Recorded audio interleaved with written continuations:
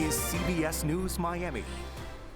Good afternoon and thank you for joining us. I'm Lauren Pastrana and welcome to CBS News Miami's 4 p.m. Quickcast. Let's take a look at today's top stories.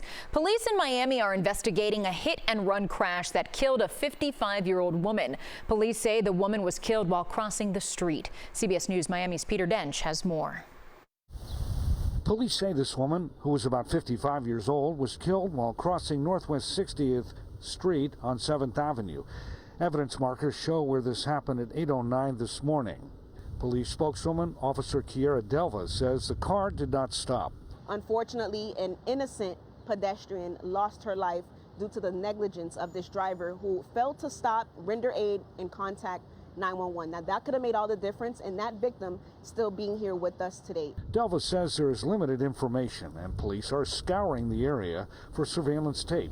She had strong words about the person who took off. What that driver did was completely wrong, and we're urging the community, if this happens to you, if you find yourself involved in a crash, whether it's with a vehicle or even a human life, stop there on the scene.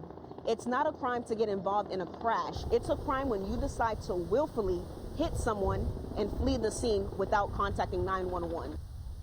So far, police do not have a good description of the driver or the car they were driving in. Investigators are urging anyone with information to contact Crime Stoppers at 305-471-TIPS. There is a reward in this case of up to $5,000.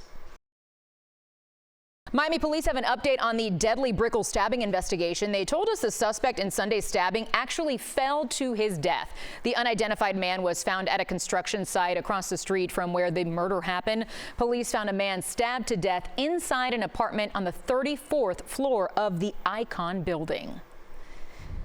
In Broward County, we've learned a perjury charge against former school superintendent Robert Runcie has been dropped.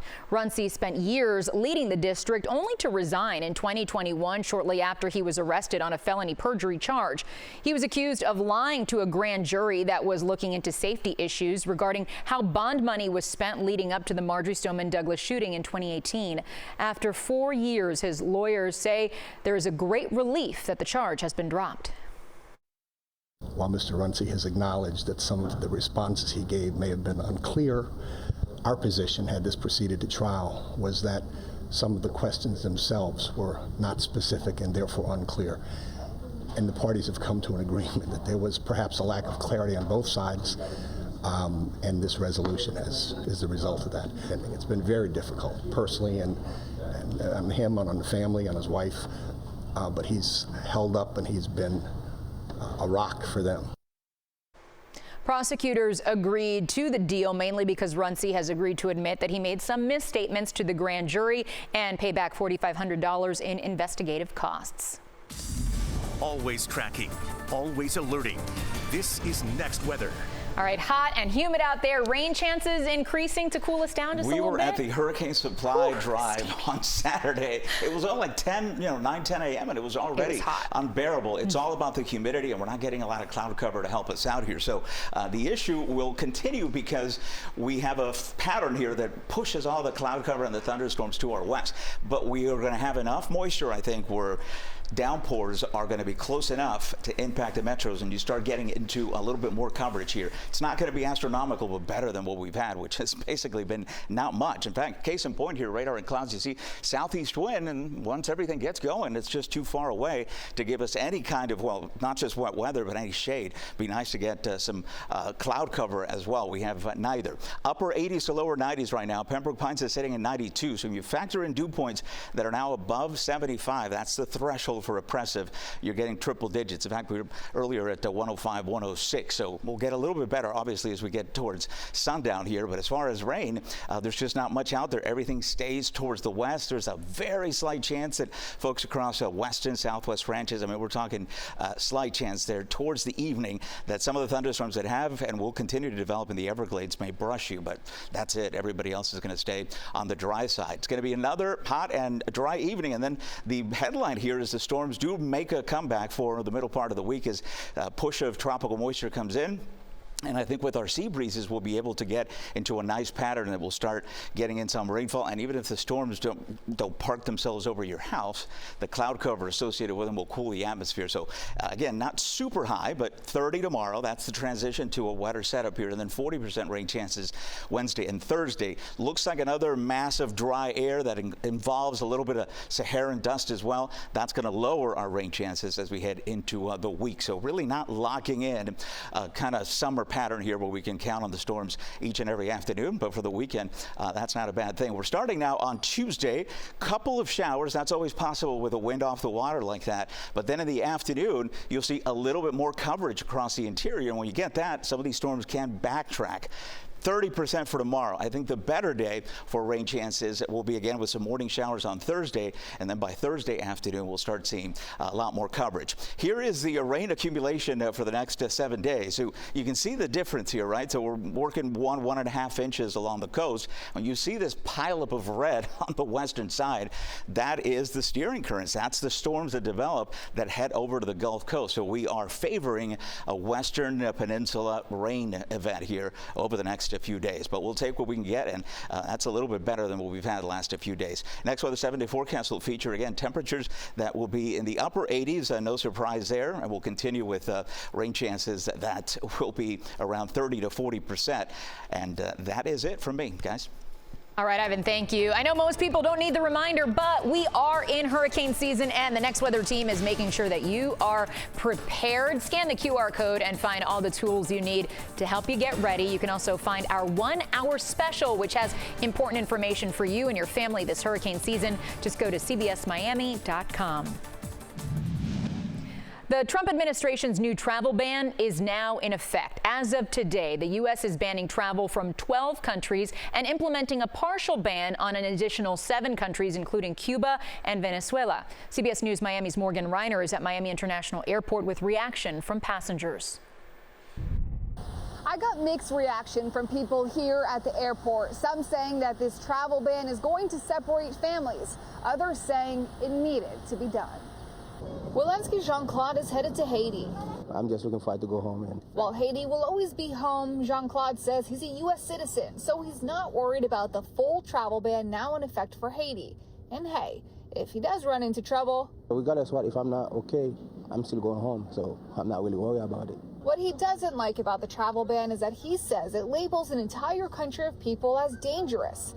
President Trump says the travel ban protects the United States from terrorists and public safety threats. It is very wrong, because it's just a small part of Haiti, especially the capital.